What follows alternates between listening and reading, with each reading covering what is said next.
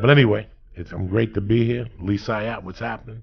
I had a great weekend. I went to a minor league baseball game. You made fun of me for. I did something weird today. I went swimming. I haven't like I took swimming classes as a kid, and I physically know how to swim, but I could only do like one length at a time, and I was out of breath. I ended up doing five total, but it took me like 30 minutes. I'd take breaks, and my legs almost collapsed in the pool. I've never been that sore immediately during a workout. You know, with swimming, it's all form, and that's what people don't realize. With everything, when you really come to think about it, it's so much form. But swimming, like powerlifting, it's all a form where you're gonna hurt yourself. I always tell people, if you get into powerlifting or kettlebells, do it the first time with somebody who really knows them and could watch you, so you don't hurt yourself. Because once you hurt yourself with those, with swimming, I did the same thing. I was gonna get locked up. I wanted to be in the best shape I could be in. Right. And I went to a fucking swimming class, and I thought I knew what I knew, and I didn't know dick. And it took like 6 weeks to reteach me how your legs have to be straight, your hips have to be up a little bit because your legs have to be on top of the wall. These are all things that require strength, and you have to develop that strength over time. So it's not going to happen in one day. I have the same weakness on the front. My left doesn't barely goes up. My right goes up like a champ, but my left is like a little. You have to get a kickboard, a paddle board, and hold on to it. Okay. And just do 20 minutes of kicking. I was thinking about that, just in the lane, up and down the lane. That's it. That's what they're going to give you in that class for the first 2 weeks. They're just going to kick for 20, and then put the fucking buoy between your legs and pull, and pull, and pull, and pull, and do all this shit and work on the mechanics.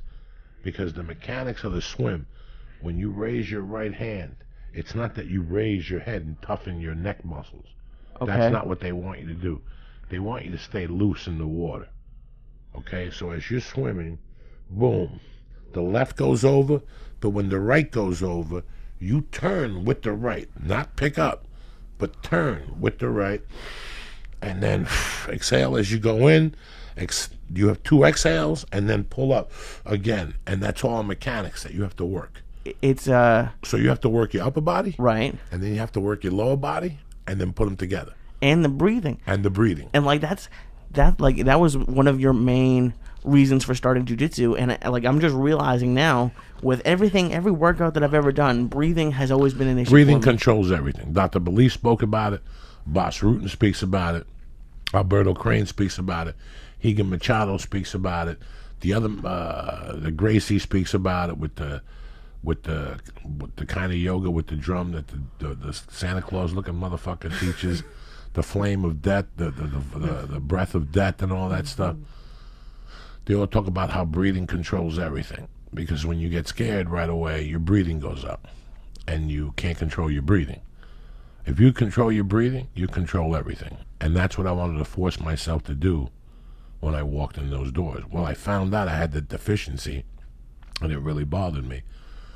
So I wanted to work on that, how to get the most out of each breath. When I do the drill classes over there, right, I usually work on my breathing. Like each movement, I think about it. I don't just drill.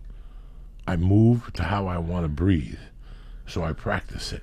Is there like a breathing technique? Like when you move a limb, do you breathe a certain way? You breathe, you hip escape, a certain thing. So I always work on my breathing to get the most out of my breathing so my body gets used to it.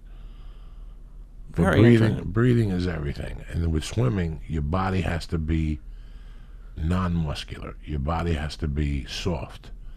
Because the harder your body is, the harder it is going to be to breathe, like anything else. So if your shoulders are tight, it's going to be hard to breathe. So your body has to really be like spaghetti. If you look at the good swimmers, sit there and look at the good swimmers that go back and forth, they're not even breathing heavy. Because their muscles are very relaxed. You don't think they're doing anything, but they're actually pulling. Their technique is so good. When you do a breaststroke like this one here, when your hand goes down, it goes down like a missile. Okay. Your hand's just not going down. Your hand's going in like a missile, and you're pulling that water. So when you're going down, look how your water goes. Look how your hand goes. Yeah, and I'm sure I'm not doing that. You're pushing. So all these little things, but that all comes from practice. Right. You can't just watch that on TV and jump in the fucking water, and then they teach you the mechanics of it. And then you'll see how your oxygen doubles in the pool. Once you get over that hurdle, you'll go, holy shit, my cardio. No. You just cleaned up all the fat off the fucking steak. You just took all the fat of movement. You were wasting movement. That's all swimming is. And using, I guess, your power so you don't have to do as many strokes. No, is that it? You're breathing. Yeah. So you're cupping your hand a certain way. So when your hand goes into the water, it's actually going through the water, and as you're going, you're pulling. So all those movements are working together. At the same time, your feet are kicking. Your feet are kicking the whole time. This is why swimming is 2 parts. This is why they'll break it down into 2 parts for you. They'll break it down to the lower part, where you just go in there and pull. Just pull for fucking 20 minutes. For the first week, if they know anything about anything, they'll just have you hold on to the wall and kick. For a whole week? For a whole fucking week. Just so you learn how to float.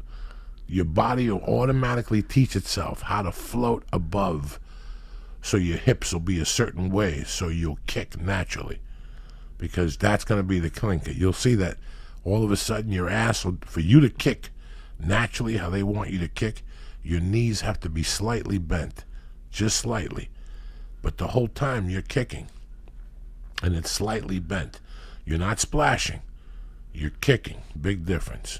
You're not going shh. Right. A lot of people do the Oh yeah, there are people. But they've been doing it for 20 fucking years. Okay. That's their style. You're just moving through the water. When you see a shark move, one of those things move, they're not moving with all this water against water. They're moving with the water, and that's what you become. You become like you're moving with the water. Are they? Yeah, exactly. Especially since I'm so big, it's hard to move that much. And all I kept thinking about was how amazing, like when you hear about like the Diaz brothers who do triathlons where they have to run, bike, and swim. It's tremendous. I can't even. It's tremendous.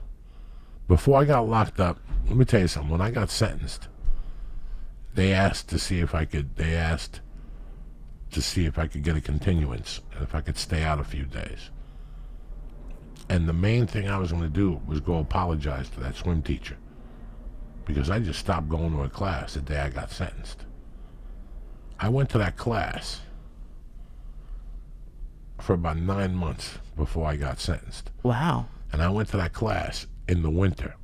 Like, I joined that class like in August, and I stuck it out all through the fucking winter. When it snowed, I would still go. How many days a week were you swimming? 3. Wow. Mondays, Wednesdays, and Fridays. And then that summer, I got sentenced August 15th, but that July, I did my first biathlete event. No way. Where I had to ride a bicycle for 2 miles, which is nothing. Right. And had to swim for a mile. And I can't lie to you, I didn't finish the mile swim. I can't even imagine. It was my first one, so I wasn't really prepared for it. I didn't know I didn't know the nutrition part of it.